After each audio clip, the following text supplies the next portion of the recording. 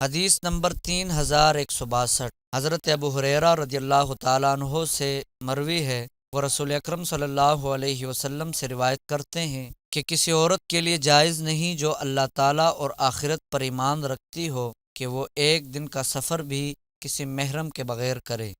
حدیث نمبر 3163۔ حضرت ابو ہریرہ رضی اللہ تعالیٰ عنہ سے مروی ہے، رسول اکرم صلی اللہ علیہ وسلم نے فرمایا، جو عورت اللہ تعالیٰ آخرت پر ایمان رکھتی ہے اس کے لیے جائز نہیں کہ وہ ایک دن رات کا سفر کسی محرم کے بغیر کرے۔ حدیث نمبر 3164۔ حضرت ابو ہریرہ رضی اللہ تعالیٰ عنہ سے مروی ہے، نبی اکرم صلی اللہ علیہ وسلم نے فرمایا، کسی عورت کے لیے جائز نہیں کہ وہ 3 دن کی مسافت کا سفر کسی محرم کے بغیر کرے۔